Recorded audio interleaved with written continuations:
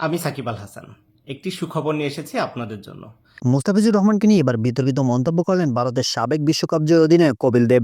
এক মন্তব্যে কপিল দেব বলেন, মুস্তাফিজের চেয়েও ভালো অনেক বোলার ভারতের রঞ্জি ট্রফিতে খেলেন। তার মতে মুস্তাফিজের মতো একজন বোলারের কারণে বাংলাদেশ যদি বিশ্বকাপ বয়কটের সিদ্ধান্ত নেয় তাহলে সেটি হবে হাস্যকর। একই সঙ্গে তিনি বলেন, বাংলাদেশ যদি ভারতে এসে বিশ্বকাপ না খেলে তাহলে আর্থিকভাবেও ক্ষতিগ্রস্ত হবে। কপিল দেবের এই মন্তব্য ঘিরে বাংলাদেশ ক্রিকেট মহলে শুরু হয়েছে তীব্র আলোচনা ও সমালোচনা। এই বিষয় নিয়ে লাইভ এসে প্রতিক্রিয়া জানিয়েছেন বাংলাদেশের অভিজ্ঞ অলরাউন্ডার সাকিব আল হাসান। সাকিব বলেন, একজন দেশের ক্রিকেটারকে এভাবে ছোট করে দেখা বা তুলনা করা মোটেও শোভন নয়। তার মতে মুস্তাফিজুর রহমান শুধু বাংলাদেশের নয়, বিশ্ব ক্রিকেটে একজন প্রমাণিত ম্যাচ উইনার। লাইভে সাকিব আরও বলেন, বাংলাদেশ কখনোই কোনো একক খেলোয়াড়ের জন্য সিদ্ধান্ত নেয় না।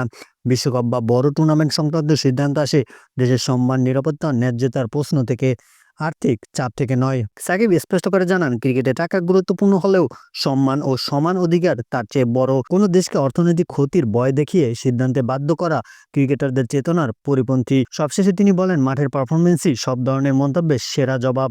এখন দেখার বিষয়, মন্তব্য নিয়ে ভারতীয় ক্রিকেট মহল, আইসিসি কোনো প্রতিক্রিয়া জানায় কিনা।